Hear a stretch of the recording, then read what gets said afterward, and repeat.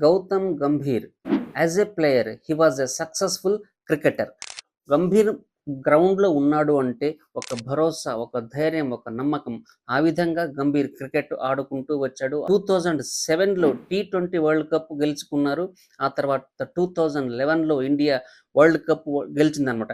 ఈ 2 టోర్నమెంట్‌లలోనూ, ఈ 2 విజయాల్లోనూ గౌతమ్ గంభీర్ కీలక పాత్ర పోషించాడు. ఆ 2 కప్పులు రావడంలోనూ గంభీర్ పాత్ర కీలకమనేది అందరికీ తెలిసిందే. మరి అటువంటి గ్రేట్ ప్లేయర్, అటువంటి గ్రేట్ క్రికెట్ బట్ ఇప్పుడు యాజ్ ఎ కోచ్ ఫెయిల్ అయ్యాడు. యాజ్ ఎ కోచ్‌గా అతను విమర్శలు ఎదుర్కొంటున్నాడు. As a coach he is a failure coach అని చాలామంది చెప్తున్నారు. అసలు గౌతమ్ గంభీర్ ఎందుకలా చేస్తున్నాడు? ఎందుకలా తయారయ్యాడు? గౌతమ్ గంభీర్ కోచింగ్‌లో టీమిండియా ఎందుకు ఆ పరిస్థితి తెచ్చుకున్నది? అనేది ఈ వీడియోలో ఇప్పుడు మనం డిస్కస్ చేద్దాం. అంతకంటే ముందు వీడియోని మీరు సబ్స్క్రైబ్ చేసుకోండి. Hi everybody, welcome to Venky's thoughts. నేను మీ వెంకట్ మన్నెపుల. గౌతమ్ గంభీర్ టీమిండియా క్రికెటర్గా ఉన్నప్పుడు టీంను చాలా ముందుకు తీసుకెళ్లాడు, చాలా విజయాలు ఇచ్చాడు. కానీ గౌతమ్ గంభీర్ కోచ్ అయిన తర్వాత అదే టీమిండియాని తాడు పట్టి మరి వెనక్కి లాగుతున్నాడా అనిపిస్తుంది. ఎందుకంటే మన టీమిండియా ఇటీవల కాలంలో అనేక పరాజయాలు చూస్తుంది, అనేక ఓటములు మూట మూట కట్టుకుంటుంది. ఆ విధంగా గౌతమ్ గంభీర్ మన టీమిండియాని వెనక్కి లాగుతున్నాడా అన్న అనుమానం ఖచ్చితంగా అందరికీ వస్తుంది. చాలా చాలా మ్యాచ్‌లు గౌతమ్ గంభీర్ కోచింగ్‌లో ఓడిపోతుంది. ఎందుకంటే ఆయన తీసుకుంటున్న నిర్ణయాల కారణమని చెప్పవచ్చు. ముఖ్యంగా ఈ సూపర్ స్టార్ కల్చర్‌ను గౌతమ్ గంభీర్ అస్సలు పట్టించుకోవటం లేదు. అంటే బాగా ఆడుతున్న ప్లేయర్‌లని అసలు బెంచ్‌కే పరిమితం చేస్తున్నాడు. వాళ్ళకసలు ఛాన్స్ ఇవ్వటం లేదు. మళ్ళీ మాట్లాడితే మీరు రంజీలు ఆడుకుని రండి అని చెప్తున్నాడు. అంటే సీనియర్‌లకు గౌతమ్ గంభీర్ పెద్దగా వాల్యూ ఇవ్వటం లేదు అనేది మనకిక్కడ అర్థమైపోతుంది అన్నమాట. అంతేకాకుండా ఇక టెస్ట్, వన్‌డే, టీ20 క్రికెట్ 3 ఫార్మాట్‌లలో గౌతమ్ గంభీర్ పెర్ఫార్మన్స్ చూస్తే టెస్ట్ పరిస్థితి, వన్‌డే పరిస్థితి చాలా దారుణంగా తయారైంది. కేవలం టీ20 మ్యాచ్‌లలో మాత్రమే చెప్పుకోదగ్గ విజయాలు ఉన్నాయి. ఇక టెస్ట్, వన్‌డేలలో మాత్రం team India under Gautam Gambhir coach ఆధ్వర్యంలో అసలు ఏమి విజయాలు సాధించటం లేదు.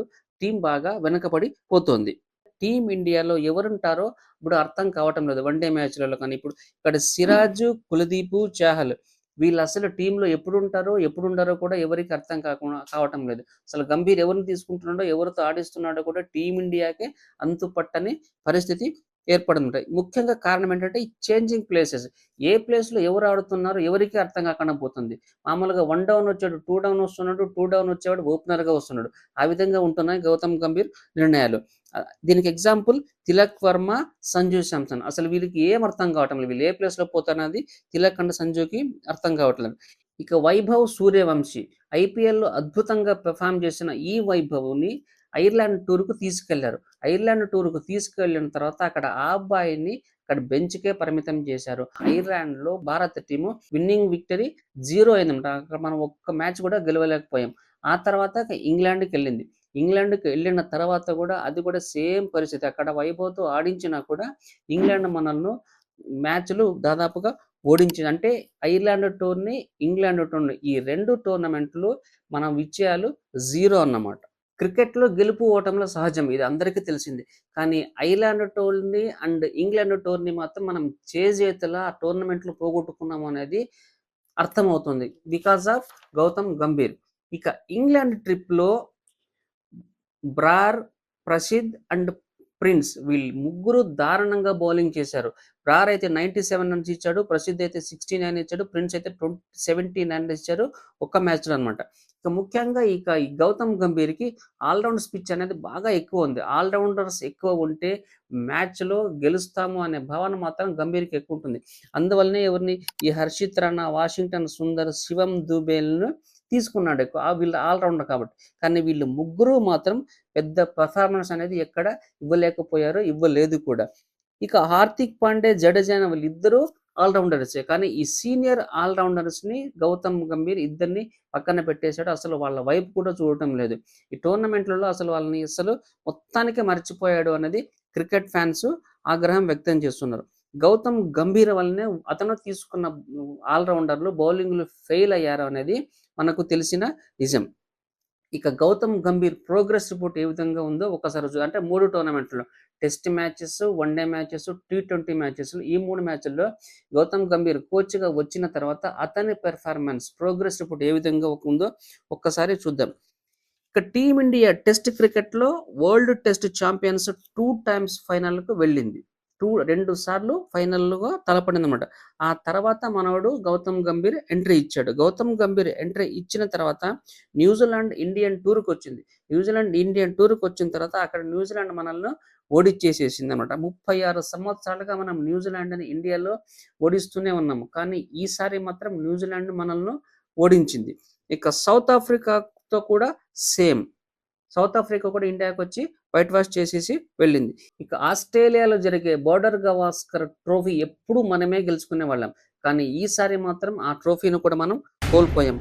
ఓన్లీ బంగ్లాదేశ్, ఆఫ్ఘనిస్తాన్‌తో మాత్రమే మనం టెస్ట్ మ్యాచ్‌లో గెలిసాము. ఆ సీరీస్‌లో కొట్టుకున్నాం. ఇక తోడు గంభీర్ వచ్చిన తర్వాత మొత్తం 18 మ్యాచ్‌లు ఆడితే 6 విజయాలు సాధించాము. 10 ఓడిపోయాము. 2 డ్రా అయ్యాయి. ఈ మ్యాచ్‌లలో గౌతమ్ గంభీర్ పెర్ఫార్మన్స్ కేవలం 33.3% మాత్రమే. 33% మాత్రమే. ఇక వన్ డే మ్యాచెస్‌కు ఒక్కసారి చూద్దాం. వన్ డే మ్యాచెస్‌లో విత్ శ్రీలంక 24 ఏళ్ల శ్రీలంకతో మనం సీరీస్ ఆడుతుంటే మనమే ఎప్పుడు విజయం సాధించేవాళ్ళం. మనమే గెలిచేవాళ్ళం. కానీ ఈసారి వన్ డే సీరీస్ మనము కోల్పోయాం. విచిత్రం ఏమంటే 2024లో ఆడిన మ్యాచ్‌లో మనకు ఒక్కటి కూడా విజయం దక్కలేదు. 2025లో ఛాంపియన్స్ ట్రోఫీ వచ్చిన తర్వాత 8 మ్యాచ్‌లు గెలిచాం. ఇక ఈ వన్ డే టోర్నమెంట్‌లో గౌతమ్ గంభీర్ పెర్ఫార్మన్స్ ఏ విధంగా ఉందంటే 24 మ్యాచెస్ మనం మొత్తం ఆడాము. 16 మ్యాచ్‌లు గెలిచాము.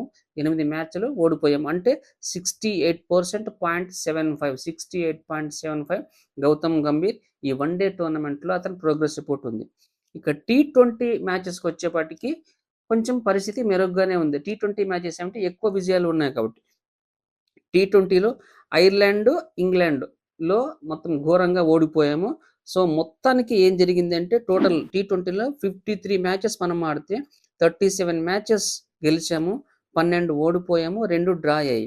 సో, 69.85% గౌతమ్ గంభీర్ పెర్ఫార్మన్స్ ఈ విధంగా ప్రోగ్రెస్ రిపోర్ట్ తను నమోదు చేసుకున్నాడనమాట. ఈ విధంగా ఉంది మన గౌతమ్ గంభీర్ కోచింగ్ అనమాట. సో, ఈ టాపిక్ మీద గౌతమ్ గంభీర్ అసలు కోచ్‌గా ఉండాలా? వద్దా? ఎందుకు ఉండొద్దు? ఎందుకు ఉండాలి? అనే విషయాల్ని కామెంట్ రూపంలో మీరు కామెంట్ బాక్స్‌లో తెలియజేయండి. ఇటువంటి ఇంట్రెస్టింగ్ విషయాల కోసం ఛానెల్‌ను సబ్స్క్రైబ్ చేసుకోండి. Thank you for watching.